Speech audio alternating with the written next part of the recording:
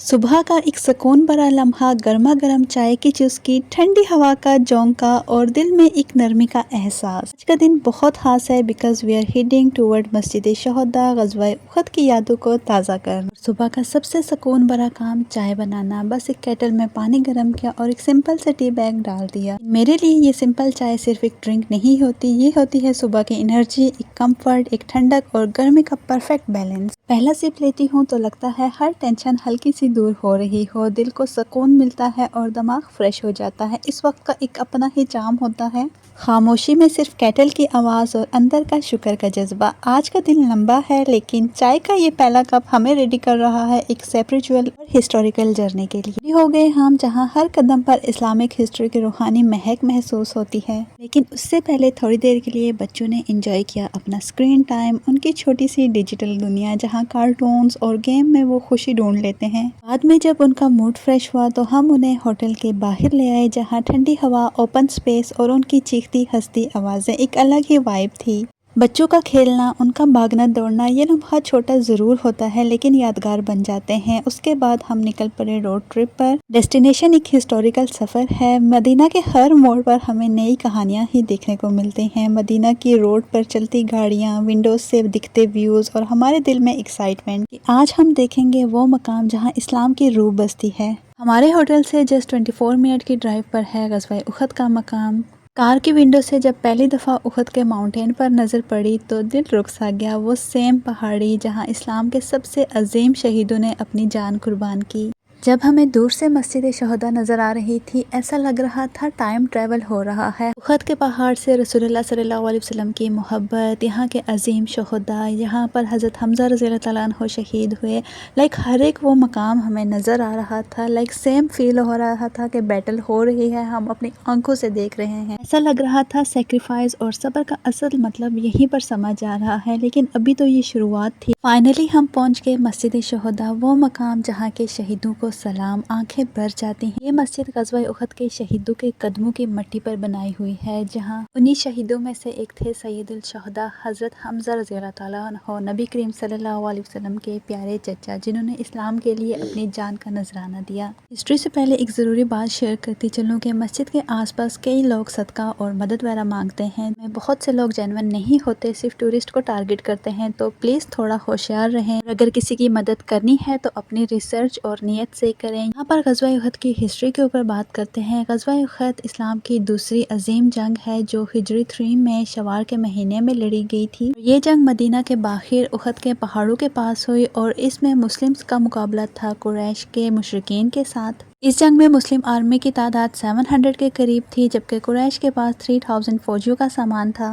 शुरुआत में तो मुसलमानों ने जीत हासिल की, लेकिन जब कुछ सहाबा ने नबी करीम सल्लल्लाहु अलैहि वसल्लम का हुक्म तोड़कर जबले रमा पर अपनी पोजीशन को छोड़ दिया तो कुरैश ने पीछे से हमला कर दिया। इस तरह इस ग़ज़वा में 70 के करीब मुसलमान शहीद हुए, जिसमें सबसे अजीम नाम है सैयदुल शहदा हज़रत हमज़ा बिन अब्दुल मुत्तलिब रज़ियल्लाहु तआला अन्हु, जो नबी करीम सल्लल्लाहु अलैहि वसल्लम के सबसे लाडले चचा थे। यहीं पर बहुत से सहाबा शहीद हुए, जिनमें अब्बू दुजाना रज़ियल्लाहु तआला अन्हु, मसअब बिन उमैर रज़ियल्लाहु तआला अन्हु, अनस बिन नदर रज़ियल्लाहु तआला अन्हु जैसे बहादुर शहुदा ने अपनी जान इस्लाम के लिए कुर्बान की। आज भी यहाँ जबले उहद के साए में एक कब्रिस्तान है, जिसे शहुदाए उहद का कब्रिस्तान कहते हैं। यहाँ तकरीबन 70 के करीब शहीदों की कब्रें हैं। यहाँ पर लोग हज़रत हमज़ा रज़ियल्लाहु तआला अन्हु की कब्र मुबारक पर फातिहा के साथ साथ बाकी शहुदा के लिए भी फातिहा पढ़ते हैं। लेकिन एक ज़रूरी गुजारिश, यहाँ पर लोग कब्रिस्तान की ग्रिल या फिन से चिपक कर दुआएं मांगते हैं या फिर कब्रों से कुछ न कुछ तलब करते हैं। ये इस्लाम के तरीके के खिलाफ है। हमें सिर्फ अल्लाह ताला से मांगना चाहिए और ये जगह सिर्फ एक याद है उन लोगों के लिए जो अल्लाह ताला के लिए शहीद हुए।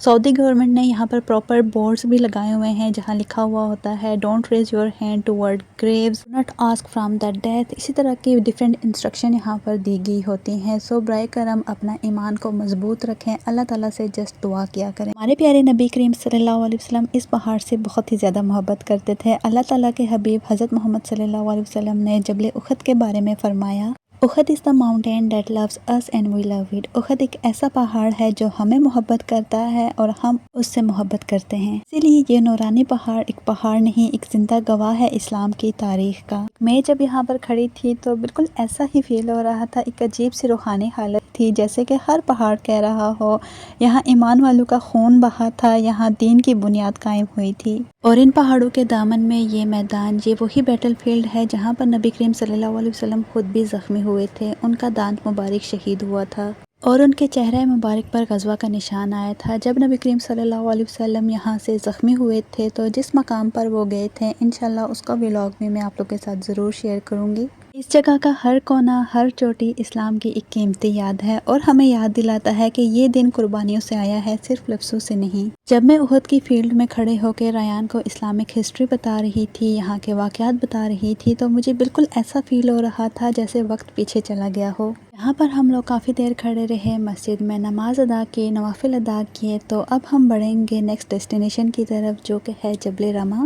ہم نے ڈیسائیڈ کیا ہم بھی بیک سائڈ سے ہائیکنگ کریں گے، جہاں سے کچھ صحابہ نے پیچھے سے قریش کے حملے کا سامنا کیا تھا. سائڈ سے بھی اوپر جایا جا سکتا ہے، لیکن ہم لوگ جب بیک سائڈ سے اوپر جا رہے تھے نا تو ایک ترکی کا گروپ تھا وہاں موجود. سب لوگ خاموشی سے دعائیں کر رہے تھے، کچھ قرآن پاک کی تلاوت کر رہے تھے، کچھ رو رہے تھے. لائک وہ ایسا منظر تھا نا کہ بالکل ہی نیکسٹ لیول کے روحانی فیلنگ آ رہی تھی، جیسے وقت رک گیا ہو اور صرف اللہ کا ذکر چل رہا ہو. جبل رما چھوٹی سی پہاڑی ہے لیکن اس کی اسلامک اہمیت بہت گہری ہے. جبل کا مطلب ہوتا ہے پہاڑ اور رما ایک عربک لفظ ہے، اس کا مطلب ہے تیر چلانے والا.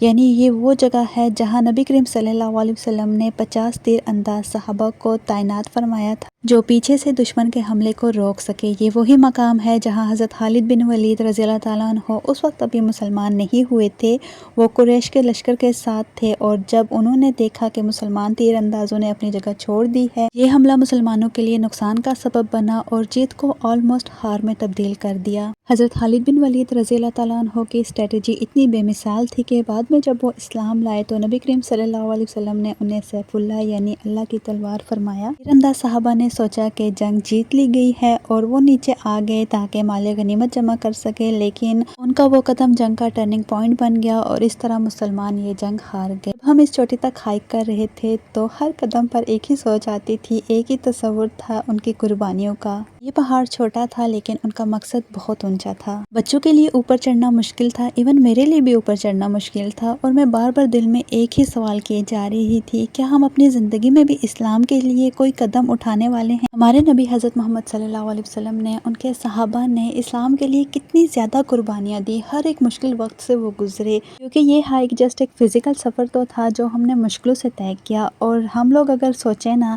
1400 سال خود کو پیچھے لے جائیں تو کیا ہم ایسی قربانیاں دے سکیں گے؟ یہاں پر ہم کافی دیر بیٹھے رہے. جبل رما کے ٹاپ سے ویو بہت ہی بیوٹیفل تھے، نیچے سے مسجد شہداء کا نور اور اس کے بالکل ساتھ شہدائے احد کا قبرستان، وہی بیٹل فیلڈ جہاں اسلام کے لیے جان دینے والے 70 سے زیادہ صحابہ آرام فرما ہیں. ٹاپ سے دیکھ کر اچھا بھی لگ رہا تھا اور ایک درد بھی فیل ہو رہا تھا، کیا ریلی ہم اس امانت کے قابل بھی ہیں؟ نیچے اترنا تھوڑا سا ٹائم ٹیکنگ تھا، بچوں نے کافی زیادہ انجوائے کیا اور بچے فریش بھی ہو گئے تھے، اور اسپیشلی ریان، اس کو بہت ہی زیادہ اچھا لگنا شروع ہو گیا. ہیزیٹیٹ ہو رہا تھا لیکن ہیزیٹیشن اس کی ختم ہو گئی اور پھر اس نے 2 سے 3 چکر لگائے. ایکسائٹیڈ ہو کے پھر ہمیں بتا رہا تھا کہ بابا دیکھیں میں بھی بالکل ان صحابہ کی طرح یہاں سے اوپر جا سکتا ہوں، آ سکتا ہوں، میں بھی اتنا پاورفل ہو گیا ہوں. بچے لرن کرتے ہیں، ان کو کسی بھی اسلامک ہسٹری کے بارے میں بتاؤ تو بہت کچھ سیکھتے ہیں. وہ نیچے آ کے ہم مسجد شہداء کے بالکل سامنے بیٹھے رہے. یہاں پر بچوں نے کبوتروں کو دانا دیا.